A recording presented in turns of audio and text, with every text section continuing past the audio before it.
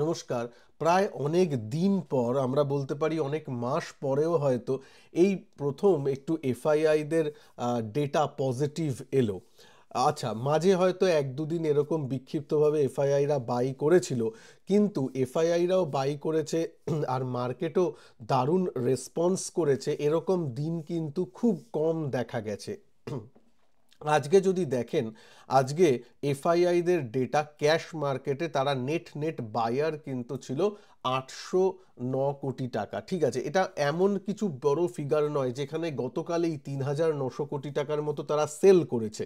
তাও বলে না, মানে ওই আসছে না, একদমই বাই করছে না, সেখানে যদি অ্যাটলিস্ট 800 মানে 1 টাকাও কেনে সেটাও পজিটিভ ফিগার এলেও ভালো লাগে। তো পজিটিভ ফিগার এসেছে, ভালো লেগেছে, মার্কেটও ভালো গেছে, এবং সেটা হলে যা হয়, এফআইআইরা কিনলে যা হয়, ডিআইআইরা কিন্তু 430 কোটি টাকার বিক্রি করেছে। যেহেতু এতদিন ধরে তারা একটু বাই করছিল, আজকে এফআইআইরা বাই, তারা সেলার। সুন্দর নিজেদের মধ্যে একটা বোঝাপড়া কিভাবে যে হয় আমি জানি না, মানে কিভাবে জেনেই যায় যে আজকে নেট বাই ফিগারটা আসবে, তাহলে তাদের নেট সেল ফিগারটা আসবে। এটা আপনারাই বলবেন যে নিচে কমেন্ট বক্সে কমেন্ট করে, যে আপনাদের কি মনে হয় কি করে এই ব্যাপারটা এতটা কাকতালীয়ভাবে মিলে যায়। আচ্ছা, এবার এবার আমি আসি আজকের মার্কেট তাহলে কি করলো। আজকের মার্কেটে যদি দেখেন, খুব সুন্দরভাবে মার্কেট গেছে। যদি দেখেন নিফটি সুন্দরভাবে 300 মানে প্রায় 400 পয়েন্টের র্যালি করেছে। নিফটি মিড ক্যাপ বলুন, Nifty small cap, Nifty bank, মানে অ্যাক্রস দ্য বোর্ড কিন্তু ভালো গেছে। এবং আমাদের মিউচুয়াল ফান্ড পোর্টফোলিও আজকে হয়তো 2%-এর মতো পজিটিভ দেখাবে, যেটা আমরা খালি নেগেটিভ দেখে দেখে অভ্যস্ত হয়েছিলাম এই কমাস। এখনই কি সব ঠিক হয়ে গেল? টেকনিক্যালি একটা ব্যাপার জিনিস আছে, টেকনিক্যাল অ্যানালিসিস অনুযায়ী, যে এটা আমি আমার আগের গত ভিডিওগুলো থেকেই দেখুন, বিগত 1 মাস থেকে বা তারও আগে থেকে আমি কিন্তু বলে আসছি। যখনই 23,500টা একটু ভেঙেছিল, মানে বিগত 1-2 সপ্তাহ আগে, 1 মাসটা একটু বেশি হয়ে গেল, যে 23,500 এর উপর ক্লোজিং একটা দেখা উচিত আমাদের, এবং 23,500টা খুব ক্রিটিক্যাল লেভেল। এবং গতকালও আমি মেনশন করেছিলাম 23,500 থেকে 23,600 এই লেভেলটা ইম্পর্টেন্ট, কারণ 23,600-তে ডেইলি চার্টে 200 ইএমএ আছে। তো আজকে যেই 23,500 বা 23,600টা একটু ক্রস করেছে, একটু শর্ট কাভারও হয়েছে, তাতে কিন্তু সুন্দর 23,700, প্রায় 750-র কাছে বন্ধ দিয়েছে, যেটা ক্লোজিং হিসাবে কিন্তু খুব ভালো। তার সাথে সাথে সাপোর্টিং ডেটা, যেটা গতকালই আমার প্রশ্ন এটা ছিল, এফআইআইরাও হয়তো আমাদের ভিডিও দেখছে, আপনারা যেমন দেখছেন, খুব ভালো, এটা ভালো লাগছে যে এফআইআইরা কবে ফিরবে, এটা আমার গতকাল প্রশ্ন ছিল। আমি সাধারণত এরকম প্রশ্ন করি না, এই প্রশ্নটা ছিল, এবং আজকেই এফআইআইরা ফিরে এসেছে। থ্যাংক ইউ এফআইআই, সঞ্জয় টক্স বাংলা ভিডিওটা, চ্যানেলটা দেখার জন্যে। চ্যানেলটা দেখলে সাবস্ক্রাইব করে দেবেন, ভালো লাগলে ভিডিওটাকে একটু লাইক করে দেবেন। আচ্ছা আচ্ছা, আপনাদেরও সেটা বলছি, প্লিজ একটু লাইক দেব ভিডিও, আর ভালো লাগলে চ্যানেলকে একটু সাবস্ক্রাইব করে বেল আইকনকে অবশ্যই প্রেস করে দেবেন, যাতে নোটিফিকেশন আপনার কাছে চলে আসে নতুন ভিডিও রিলিজ হলে। এবার তো এফআইআইরা আজকে এসেছে, এটা ভালো লাগছে, কিন্তু এবার দেখতে হবে যে এফআইআইদের এই যে আশাটা, এটা কি শুধু একদিনের জন্যে না কিছু দিনের জন্যে।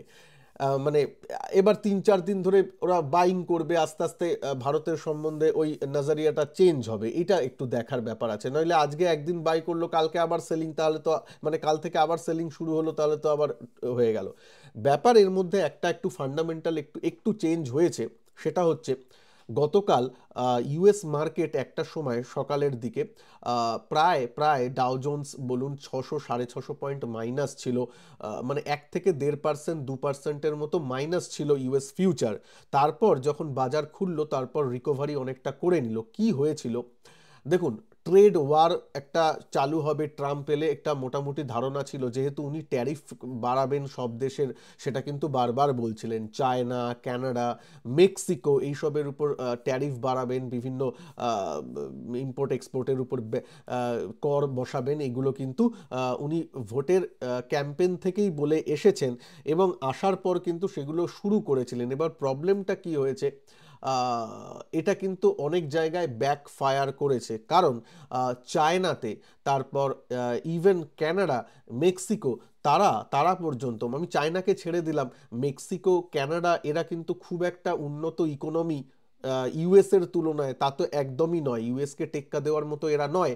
তারাও কিন্তু ওই বলে দিয়েছিল এবং শুরুও করে দিয়েছিল অনেকটা, যে ইউএস এর পণ্য বর্জন করা, তার সরবে র্যালি হওয়া, বিভিন্ন রাজনৈতিক দলরা নেমে পড়েছিল, সবাই বলছিল হ্যাঁ ঠিক আছে এই পণ্য এই বয়কট করব, এবং এবং তারা যদি ট্যারিফ বাড়ায় আমরাও ট্যারিফ বাড়াবো, এরকম কিন্তু বিভিন্ন কানাডা বা মেক্সিকোর মতো জায়গায় ব্যাপারটা উঠেছিল। চায়না তো উঠেই ছিল এবং চায়না বলেও দিয়েছিল আমরা ট্যারিফ বাড়াবো, ওরা যদি বাড়ায়। তো এই করতে গিয়ে কিন্তু অনেকটা ব্যাকফুটে ট্রাম্প আপাতত এসেছে, এবং গতকাল তাই জন্য কিন্তু মোটামুটি একটা ডিসিশন হয়েছে যে কিছু দিনের জন্য বা 1 মাসের জন্য জিনিসটা ডেফার করা হবে।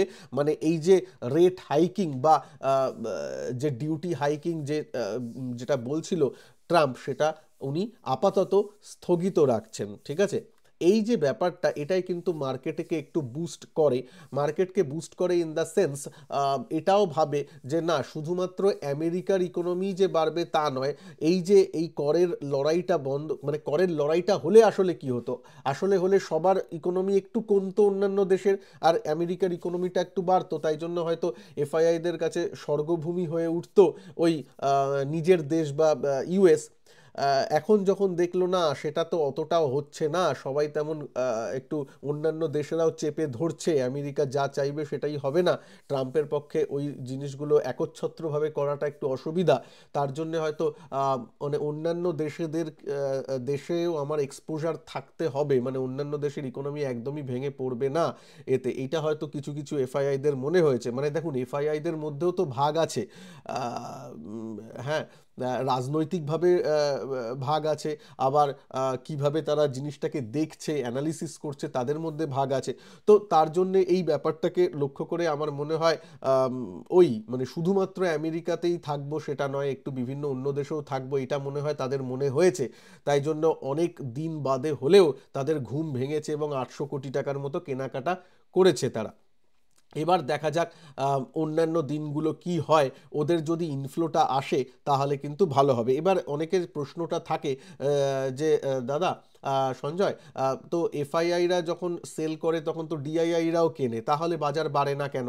আবার আজকে তো ডিআইআইরা সেল করলো, এফআইআইরা অল্প একটু কিনলো, তাতেই 200 পয়েন্ট 400 পয়েন্ট নিফটি বেড়ে গেল কেন? এটা দেখা গেছে সাধারণত একটু ব্যালেন্স করেই ডিআইআইরা বেচে। ডিআইআইরা তো অন্যরকম খেল মাথায় রাখে, ডিআইআইরা কখনোই চাইবে না যে মিউচুয়াল ফান্ডে একটা প্যানিক তৈরি হোক এবং সাধারণ মানুষ প্যানিকের মধ্যে পড়ে, তাহলে তো রিডেমশন আসবে, আর যদি ইউনিট বা মিউচুয়াল ফান্ডের রিডিম অর্ডার বেশি আসে তাহলে তাদের ক্ষতি হবে, কারণ তাদের ম্যানেজমেন্ট ফিসটা তারা পাবেন না, সেগুলোও আছে। তো ব্যবসার জন্যই বলুন আর যাই জন্যই বলুন, ব্যাপারটা কিন্তু ব্যালেন্স করে রাখা হয়। আপনার কি মতামত অবশ্যই কমেন্ট বক্সে জানাবেন।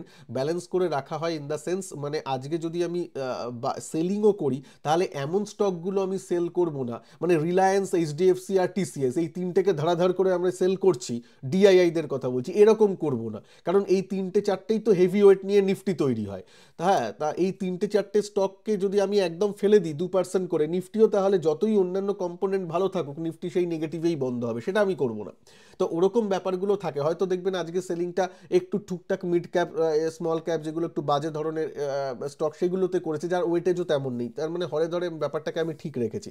তো এই ব্যাপারটা ডিআইআইদের থাকে, কিন্তু এফআইআইদের এই ব্যাপারটা থাকে না, ওদের যখন সেলিং মনে হয় এবং ওদের বেশি এক্সপোজার একটু লার্জ ক্যাপ জাতীয় স্টকে থাকে, কেননা ওদের কাছে যেটা লার্জ ক্যাপ, আমাদের কাছে যেটা লার্জ ক্যাপ, ইউএস এর নিরিখে সেটা মিড ক্যাপ স্টক, কারণ অ্যাপেল বা এনভিডিয়ার মার্কেট ক্যাপ, বা অ্যাপেলের একটা উদাহরণ, মার্কেট ক্যাপ ইন্ডিয়ার পুরো জিডিপির থেকে বেশি, জিডিপি বলছি ইন্ডিয়ার টোটাল ইকোনমির থেকে বেশি, 4 ট্রিলিয়নের মতো মার্কেট ক্যাপ ধরুন।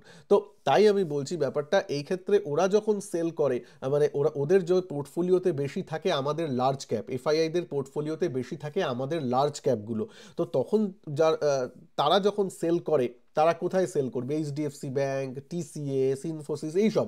তার জন্য কিন্তু মার্কেট ওভারঅল একটু নিচে পড়ে।